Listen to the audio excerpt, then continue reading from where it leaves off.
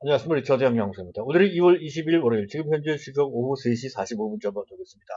자, 오늘 시장 상황은 그렇게 나쁘게 출발하지는 않았죠. 하지만 그러한 전장, 장중의 강세를 잊지 못하고요. 자, 결국에는 상승폭을 반납했을 뿐만 아니라 마이너스로 전락되는 그런 모습을 보였습니다.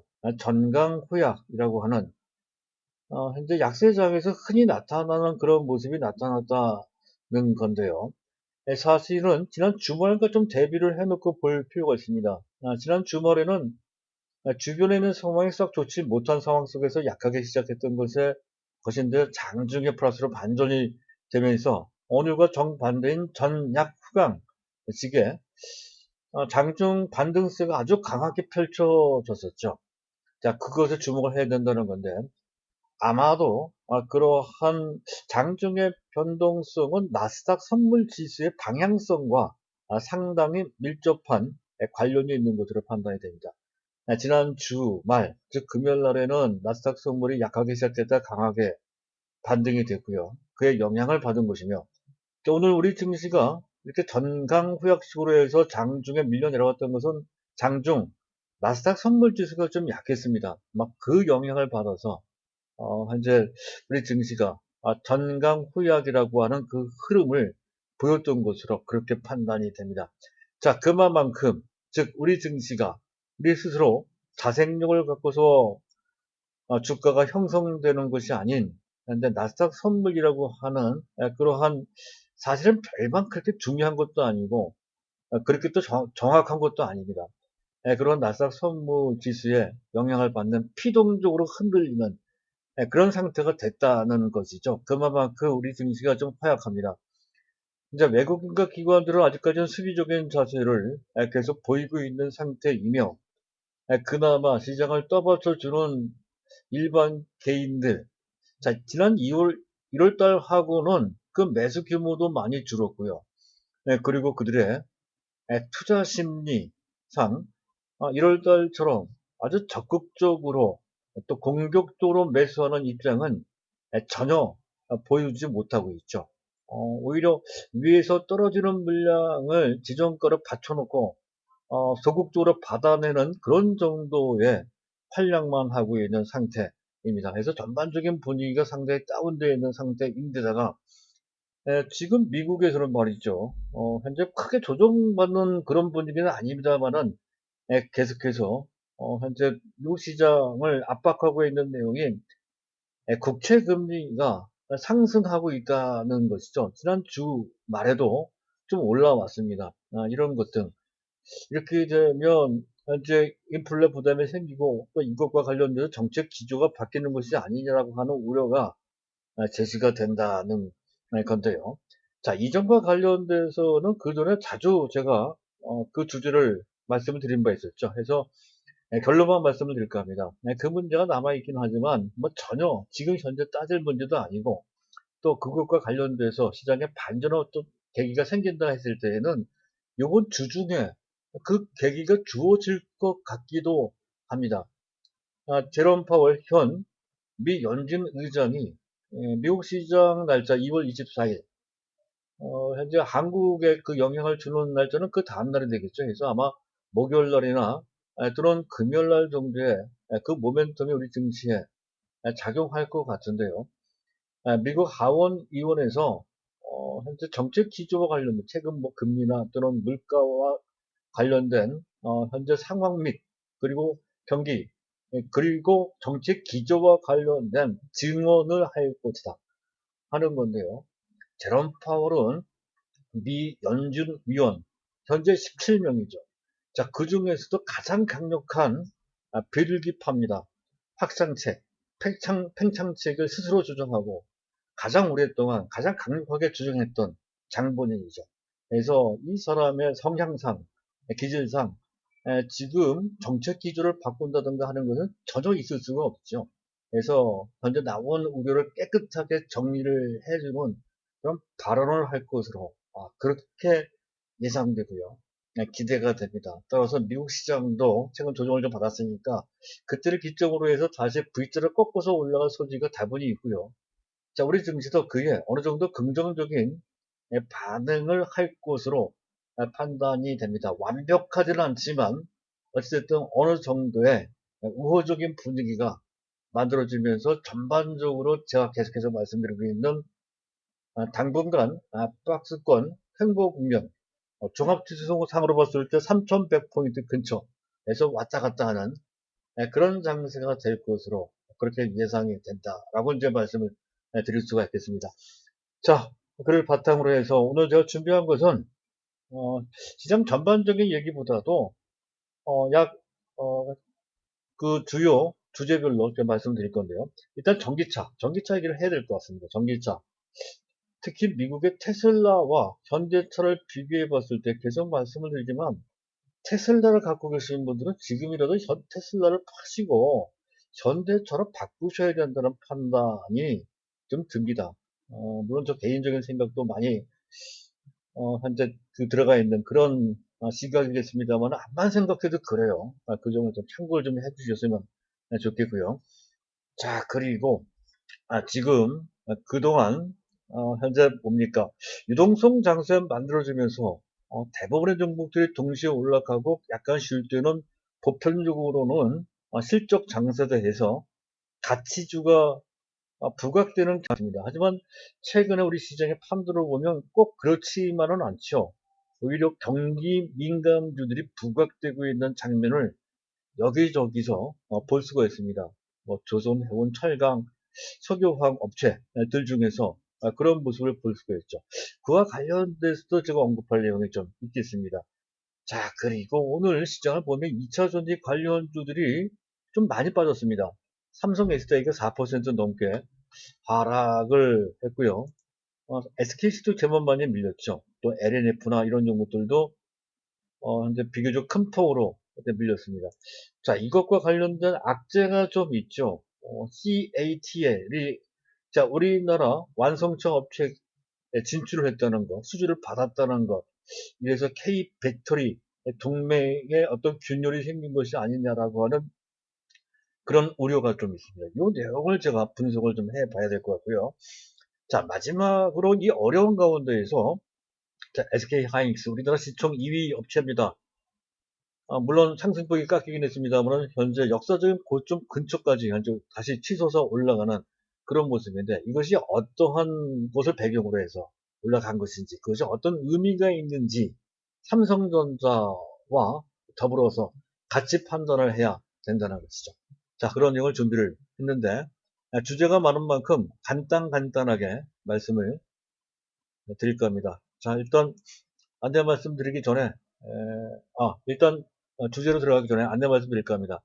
제가 말씀드리고 있는 내용과 관련해서 또는 현재 갖고 계신 종목이나 시장 전략과 관련된 문의사항이 있으신 분들은 보고 계신 화면의 우상단에 010-2420-0553 전화번호가 나가고 있죠. 이쪽으로 연락을 주시면 되겠습니다. 자, 순서에 맞춰서 이슈부터 점검을 해야 되겠는데요. 자, 앞에서 말씀드렸듯이 미국 국채금리가 또다시 올라갔습니다. 0.0580%포인트. 이 정도 올라가서 꽤 많이 올라간 겁니다. 해서 1.345% 정도 수준까지 올라갔다는 건데, 이 정도면 금년 중에 최고치까지 올라갔다. 즉, 채권의 금리가 올라갔다는 얘기는 두 가지 의미가 있어요. 한 가지는 인플레 부담이 무한큼 커졌다는 얘기가 되고요. 또 하나는 현재 채권 가격이 급락했다는 얘기가 되거든요. 그렇게 되면 자금이 이동이 됩니다. 해서 비싼 주식보다 싼 채권 가격, 채권 시장으로 옮겨가는 그런 측면에서 양쪽 다 모두 우리 경제 및 증시에 부담이 되는 악재이긴 합니다.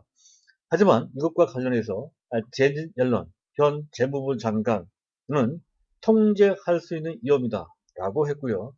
존 윌리엄스 현 뉴욕 연준 총재입니다. 미 연준위원 중 두 번째 2인자라고 보시면 되겠습니다. 정부 지출에 의한 필연적인 상승, 금리 상승을 뜻한다는 것이죠. 그렇기 때문에 더욱더 우려할 바 못 된다라고 깨끗하게 정리해서 얘기를 했습니다. 그래서 이 부분과 관련돼서는 상당히 신뢰할 수 있다는 것이죠. 그리고 앞서 말씀드렸던 것처럼 2월 24일 날, 수요일 날 제롬 파월이 하원에서 증언을 합니다. 그때 깨끗하게 교통정리를 해서 지금의 우려를 말끔하게 씻어줄 가능성이 크다는 관점으로 볼 필요가 있다는 거고요. 자, WTI 가격이 2.1% 비교적 큰 폭으로 하락을 했는데 단기적으로 너무 많이 올라왔기 때문에 약간 조정을 받는 정도, 그런 정도로 보시면 되겠습니다. 추세적으로는 추세 상승 성상에 있다는 것이죠. 그래서 아마 금년 중에 배럴당 70달러 정도 수준, 그 정도 수준까지는 올라갈 것으로 예상됩니다. 그와 관련돼서 석유화학 부분이 전반적으로 그 정제 쪽이든 또 석유화학 제품 쪽이든 실적과 관련된 배경은 상당히 우호적이다 하는 관점으로 보시면 되겠습니다. 자, 또 한 가지는 한국은행에서 자, 2021년도 중국의 성장률을 한 8% 중반대 정도로 그렇게 예상을 하는 것 같습니다. 그래서 그와 관련돼서 반도체, 전기차, 산업재라면 철강이나 또는 비철금속, 그리고 화학소재도 다 포함이 되죠. 이쪽이 상당히 도움을 받을 것이다. 중국 소비도 아마 해당이 될 겁니다. 그래서 지금은 어느 정도 시장에서 부각되고 있는 쪽, 거기에 조선이나 해운 이거까지 다 포함이 됩니다. 경기 민감주이기도 하죠. 그래서 현재 그 한은이 그런 예상을 함으로써 현재 그들 종목이 부각되는 최소한의 펀더멘탈 근거가 제공됐다 또는 확인됐다는 뜻이 있다 라고 이제 말씀드릴 수가 있겠습니다. 자, 시장을 점검을 좀 해보도록 하죠. 원달러 환율은 큰 문제는 없습니다. 뭐 4원 50쪽 올랐습니다만 역시 큰 폭의 상승은 아니죠. 1110원 정도인데요. 잠깐 차트를 한번 보시도록 하죠. 현재 보고 계신 화면에 우하단에 있는 차트가 원달러 일봉 차트고요. 오늘 비교적 큰 길다란 그런 양봉이 나왔습니다만은 아주 부담될 정도로 큰 정도로 원달러 환율이 급등, 즉 원화 가치가 급락한 것은 전혀 아니죠. 그래서 이 부분은 뭐 전혀 문제가 되지 않는다라고 할 수 있습니다. 그 얘기는 뭐 현재 시장은 썰렁했지만 그것 때문에 외국인들이 우리 시장에서 떠나는 정도까지는 아니다 하는 것을 분명히 알 수가 있습니다. 자, 수급을 보면 역시 뭐 개인들은 순매수 7,400억 원의 순매수했고요. 자, 외국인과 기관 중에 연기금이 오늘따라 유독 또 많이 매도를 합니다. 38 거래일 연속 순매도하는 그런 태도를 보이고 있는 터이고요. 금융투자가 순매수, 아주 소규모로. 금융투자가 가장 눈치가 빠르죠.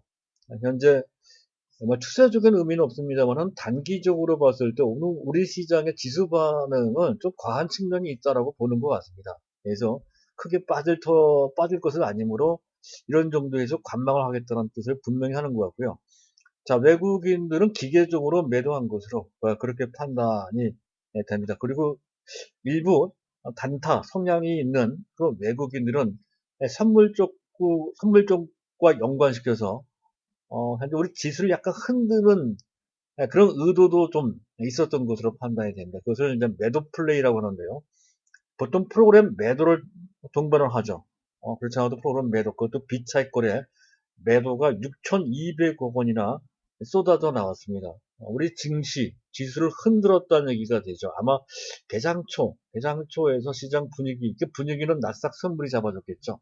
나스닥 선물이 약하니까 거기에 대놓고 매도 플레이를 함에 따라서 전체적으로 지수를 다운시키는 그런 쪽으로 좀 유도한 측면이 좀 있어 보인다는 것이죠. 그렇게 했다라고 단정 짓기는 어렵지만 그럴 개연성이 컸던 그들의 움직임이었다라고 설명드릴 수 있는 그런 장면이 되겠습니다. 그 얘기는 결국 우리 증시가 오늘 좀 약했던 것, 뭐 최근 들어 약한 것은 우리 증시 자체, 우리 경제 자체의 어떤 펀더멘털 문제라기보다는 수급과 관련돼서, 투자 심리와 관련돼서 우리나라 증시 업계의 제도적인 장치나 환경, 이 문제로 외국인들이 부정적으로 현재 움직임에 따라서 우리 증시가 좀 영향을 받았다. 이렇게 보시면 된다는 건데 이 문제는 시간이 해결을 해준다는 것이죠.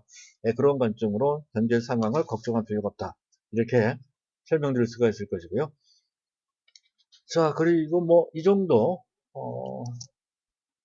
수급과 관련된 시장 상황은 이 정도. 마지막으로 한번 더 보죠. 나스닥 선물이 약해요. 근데 일본 니케이 지수는 뭐 전혀 문제가 안 되거든요. 중국도 큰 폭으로 빠지는 것은 아니고. 따라서 오늘 우리 시장은 그런 식의 나스닥 선물 지수에 또는 한 수급과 관련된 장중 또는 심리 변수에 좀 민감하게 반응한 측면이 있다는 정도로 보시면 되겠습니다. 그리고 한 가지 더 말씀드린다면 장중 삼성 SDI나 LG화학 같은 현재 2차전지 대명사 대표 종목들이 크게 빠진 것도 부정적인 영향을 준 그런 측면이 조금은 있습니다. 이거 내용은 좀 뒤에서 이제 말씀드릴 거고요. 자, 그 다음 주제로 넘어가도록 하겠습니다. 전기차와 관련된 얘기인데요. 현재 상당히 중요한 내용이 될 수도 있겠습니다. 전기차와 관련된 지금 전 세계 전기차 2020년도 판매 대수는 약 170만 순수 전기차입니다. 그랬던 것이 현재 금년에 235만 대 정도 팔릴 것이다. 또 생산적으로 팔릴 것이다. 이렇게 전망하고 있다는 건데 현재 보고 계신 화면에 우측 오른쪽 상단에 작은 그래프가 나온 것이 이제 그를 뜻하는데요. 현재 지금 이 170만 대에서 235만 대까지 38.6% 증가한다라고 이제 전망을 하고 있다는 건데요. 현대차 그룹의 글로벌 경영연구소에서 전망한 그러한 수치이겠습니다. 근데 거의 40%인데 이 정도만 해도 상당히 많이 증대된 것이다 이렇게 예상합니다만은 하지만 현재 앨런 머스크는 그렇지 않다는 것, 이거보다 훨씬 더 많이 적어도 50% 내지 많게는 60% 또는 그 이상 확대될 수도 있다. 그 얘기는 지금 작년부터 올해 거쳐 내후년까지 전기차 시장 그야말로 폭발한다 하는 그런 개념으로 보시면 되겠습니다. 자, 그런데 테슬라 점유율이 작년 1월달에서 9월달 사이에 전 세계 매출 중 17.5%라고 하는데요. 요거는 조금 다릅니다. 제가 알고 있기는 25% 정도 됩니다. 25% 넘어가는 걸로. 왜냐하면 작년 한 해 테슬라가 50만 대를 팔았고 생산물 판매를 했거든요. 그런 측면에서 봤을 때 거의 25% 이상 되는 거죠. 근데 중요한 것은 그 퍼센트치가 중요한 게 아니라 테슬라가 1등 했다는 것이고, 근데 테슬라가 1등 한 것은 맞고 그것 때문에 주가가 많이 올라온 것도 어느 정도 정당화 될 수 있지만 주변에 있는 다른 업체들이 그냥 가만히 있지는 않았다는 것이죠. 가령 여기 보시면 오른쪽 상단에 있는 막대 그래프를 보게 되면 테슬라 가장 많이 팔았고요. 그 다음에 폭스바겐입니다. 폭스바겐 12.9%. 그 다음에 르노, 닛산도 꽤 많이 팔았어요. 전기차예요. 그리고 현대차 그러면 세계 4위입니다. BMW가 있고요. GM이 있고요. 중국의 GD, 다임러, 그리고 BY 중국이고요. PSA. 그렇게 돼 있다는 건데 현재 테슬라 못지않게 빠른 속도로 주변의 다른 완성차 업체들도 따라가고 있다는 것을 보여주고 있다는 건데 여기서 한 가지 비교를 해봐야 됩니다. 전에 한번 말씀드린 적이 있었는데요. GM을 놓고 보도록 하죠. 테슬라보다 그 GM이 생산 측면에서 봤을 때 물론 이제 전기차만 얘기하는 게 아니고 그냥 휘발유, 내연기관차까지 포함을 해서 자동차를 따진다 했을 때 생산 규모는 20배가 더 큽니다. GM이 1000만 대 이상은 생산을 하는데 테슬라는 50만 대는 20배 맞죠. 이 영업이익 규모도 거의 10배 이상. 그것도 현재 테슬라는 순수 전기차를 통한 영업이익이 아니죠. 정부 보조금 등을 통한 탄소 배출구 판매에 의한 영업이익이니까 거기에 해당되는 영업이익도 아닙니다. 어찌됐든 이익 규모가 10배 이상 GM이 더 크고요. 또 GM이 전기차 생산을 안 하는 것도 아니고 못하는 것도 아니고 장기 전망이 나쁜 것도 또한 아닙니다. 상당히 또 역량을 집중시킬 의욕도 있고 그렇게 하고 있기도 합니다. 그렇게 전기차 생산을 하고 있고 현재 시장 점유율이 5.1% 정도로 아주 나쁜 것도 아니거든요. 그런데 그렇다고 한다면 GM과 큰 격차가 나지 않거나 해야 되는데 지금 현재 시가총액은 테슬라가 10배 이상 800 거의 900조에 가깝고 그리고 GM은 불과 83조 원 정도밖에 되질 않습니다. 이걸 어떻게 해석을 해야 되나요? 아마 GM의 가격은 저평가되어 있다고 보기에는 좀 어렵고요. 아마 제 가격 그대로 갖고 있다고 볼 수가 있습니다. 문제는 테슬라의 가격이라는 거죠. 워낙에 인기가 있는 종목이다 보니까 좀 과하게 평가받은 측면이 있다는 것이고 그리고 앞에서 설명드렸듯이 테슬라의 현재 독보적인 시장을 선점한 그 효과는 앞으로도 상당 기간 유지될 수 있다. 라고 충분히 인정됩니다.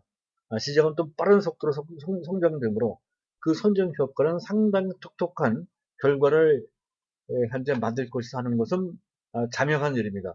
하지만 3년 후에까지도 이와 같은 절대적인 시장 지배력을 유지할 수 있는지 여부는 불투명하죠. 앞서 얘기했던 완성차뿐만이 아니고요. 애플도, 구글도, 또 LG도, 또 삼성도, 전자업체 등 기타 등등 많은 업체들이 현재 미래차, 여기는 전기차뿐만 아니라 자율주행차까지 다 포함된 밀서 시장으로 뛰어들게 된다는 거죠.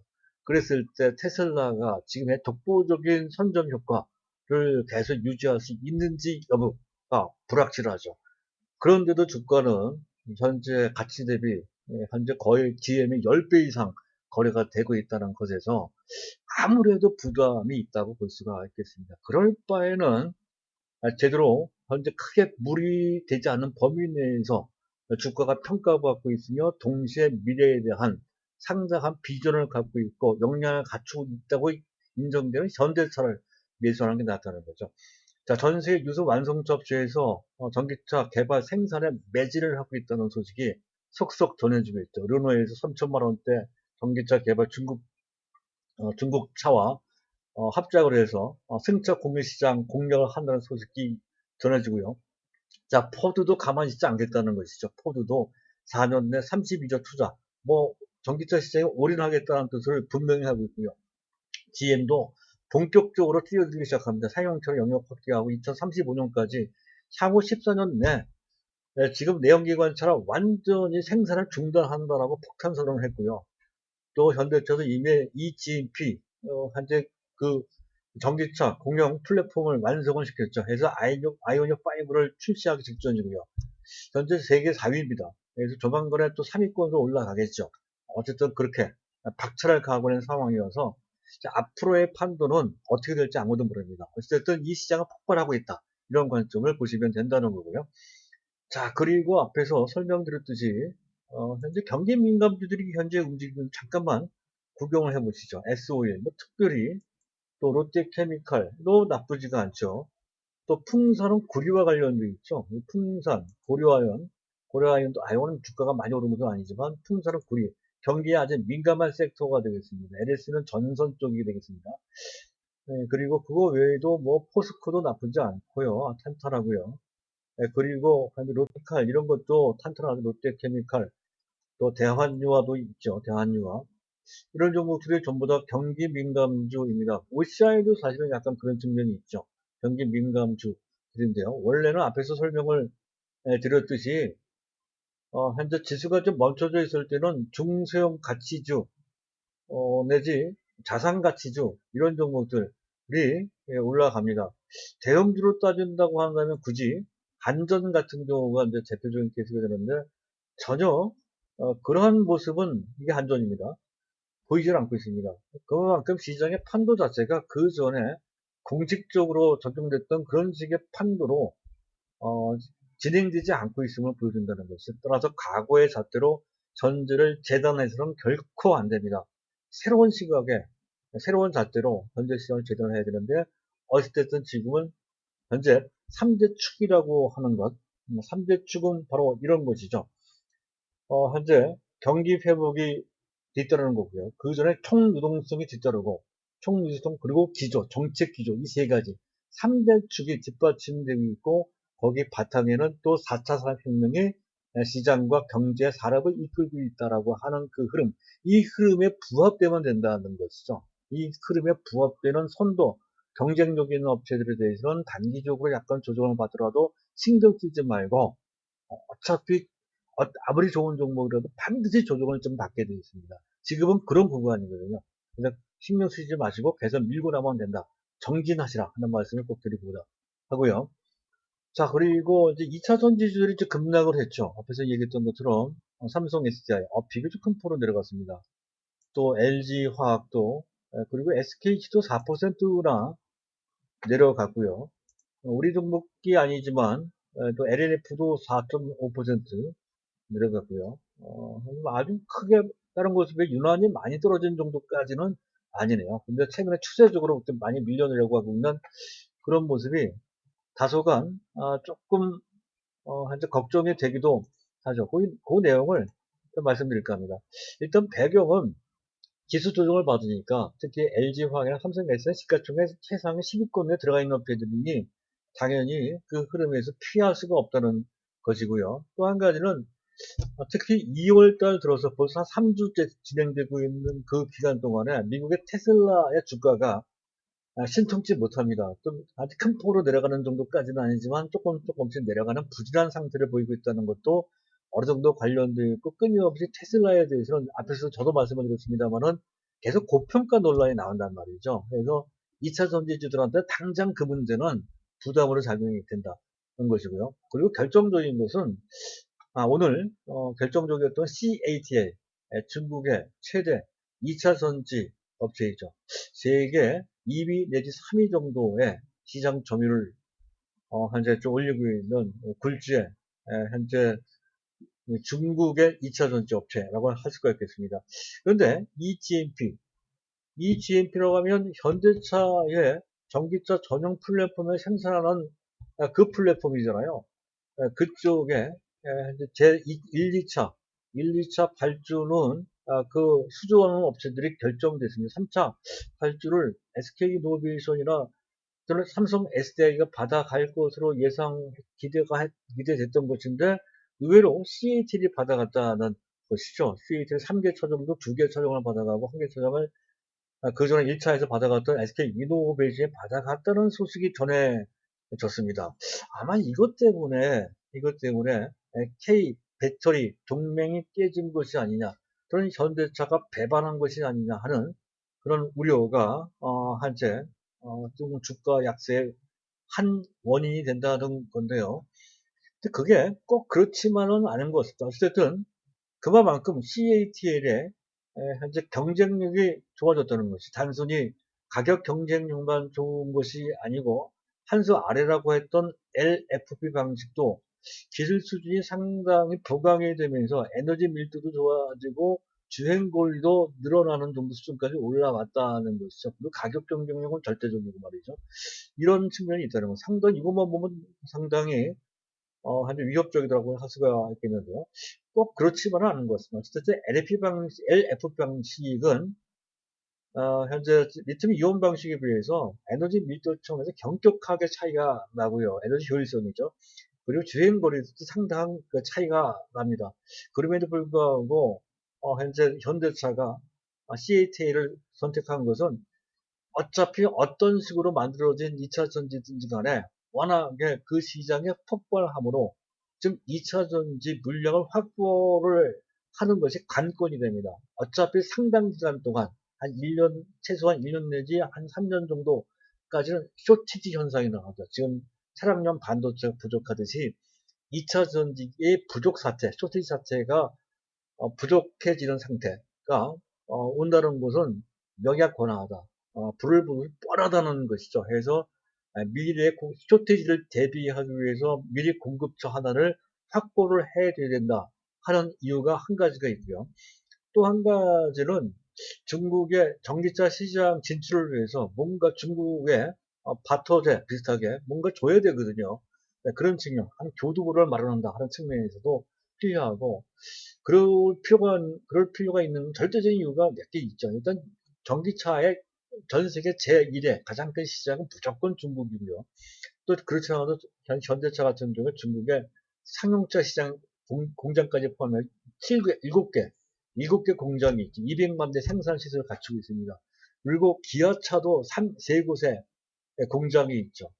공장이 있는데 지금 절반 정도밖에 가동이 안 되고 있습니다. 그래서 그 공장의 가동을 위해서라도 중국의 전기차 시장 확보할 수 있는 뭔가의 건덕지를 마련해둬야 된다는 것이죠. 그랬을 때 현재 CATL에 만드는 2차 전지를 우리가 받을 수 있는 어느 정도의 융통성을 제공을 해줘야 그 떡밥을 제공해야 물고기에 걸린다는 그런 개념이 되겠습니다.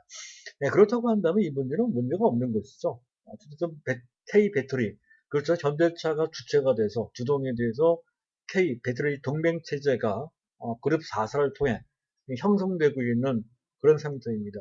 이제 그 골격이 만들어진 지 얼마 안 됐습니다. 지금 이게 뭐 깨진다는 것은 있을 수가 없는 것이죠. 문제가 전혀 없다는 것을 다시 한번 말씀드리고자 하고요. 어찌됐든 상당 기간 배터리 쇼티지, 공급 부족 상태, 아주 심각한 공급 부족 상태라는 것은 불가피하다. 더군다나 2차 전지는 그 어떠한 산업보다 시장 진입 장벽이 상당히 높습니다. 따라서 유럽이 한다고 한들 또 미국이 한다고 한들 지금 현재 LG화학이나 또는 현재 뭐 삼성 SDI나 이런 데까지 쫓아온 데까지 적어도 5년 이상 걸린다는 그런 관점으로 본다면 문제가 없다. 이렇게 이제 보실 수가 있는 거고요. 자, 마지막으로 SKH 하이닉스의 강세인데요. 특별히 어떤 SKH 하이닉스에 해당되는 호재가 주어진 것이다. 이렇게 볼 수는 없습니다. 다만 디램가가 작년 12월 바닥을 통과해서 1월달 이미 상승 단조를 했고요. 2월달에도 강세가 지속되는 것으로 그렇게 판단이 되는데 디램의 지금 현물가가 현장에서 계속 오르고 있는 그런 모습을 우리가 볼 수가 있어서 그런 것이죠. 그리고 고정고래가도 마찬가지고요. 이에 들어서 그와 관련된 실적이 당연히 좋아질 거고요. 더 나아가서 한 단계 낸드까지 봐야 된다는 건데, 자, 낸드는 사실은 최근 한 2년 동안은 애물단지 계속 적자를 면치 못했던 사업 부분이었다는 것이죠. 그런데 그 낸드조차도 금년 2분기 내지 3분기 때 바닥을 찍고 턴 어라운드 될 것이다. 잘하면 흑자 전환될 것이다. 하는 얘기가 나오고 있습니다. 얼마 전까지 8분기 연속 적자를 봤던 애물단지였다가 이제 효자가 된다는 거죠. 또 한 가지 의미가 있는 것은 삼성전자가 웬만한 반도체, 낸드까지를 포함한 반도체 기술을 상당히 앞선 기술을 갖고 있다.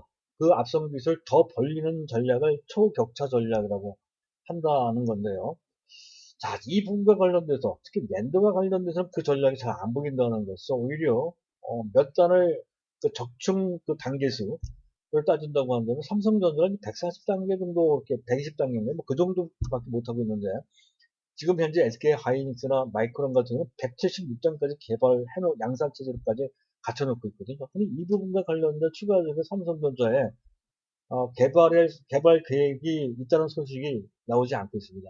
아마 이 부분은 그렇게까지 시장 진입장벽이 높은 영역도 아니고 또 수익성이 아주 좋은 그런 사업 영역도 또한 아니어서 이 부분에 대해서 그렇게까지 크게 비중을 두는 것 같지 않습니다. 오히려 그 역량을 현재 지금 파운드리 쪽이거나 또는 비메리 반도체 칩 설계 쪽으로 돌리는 그런 측면이 좀 있어 보인다는 것이죠. 그래서 어쨌든 그런 측면에서 봤을 때 SK 하이닉스 하이닉스대로 부각될 수 있는 기회가 되고 또는 SK 하이닉스가 좋으면 당연히 삼성전자도 좋거든요. 그런 관점에서 삼성전자한테도 나쁘지 않은 그러한 상황이 진행되고 있다 이렇게 이제 보시면 될 것 같고요. 또 한 가지 있다고 한다면 사실은 그렇다고 하면 삼성전자도 최소한 그 중에 절반 정도의 어떤 그 상승 모멘트에 주어진 것인데도 삼성전자는 오늘 약세를 내지 못했습니다.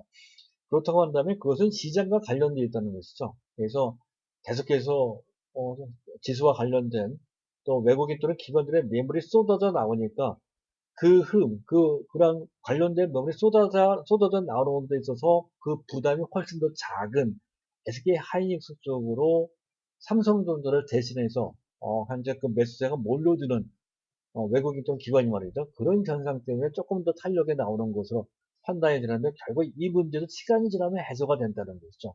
그래서 지금 당장은 삼성전자의 그런 기본적인 대기 매물벽 때문에 시장 지수 문제 때문에 탄력이 안 나오더라도 그것은 에너지가 비축되는 기간 속에 그러한 그 부진한 현상이 나오는 것이다 이렇게 이해를 하시면 되겠고요. 시간이 지나면 삼성전자도 그 물기가 마른다는 표현을 해드리겠죠. 물기가 마르는 대로 다시 탄력적으로 올라가는 수준이 나온다라고 하는 그러한 관점으로 보시면 될 것 같습니다.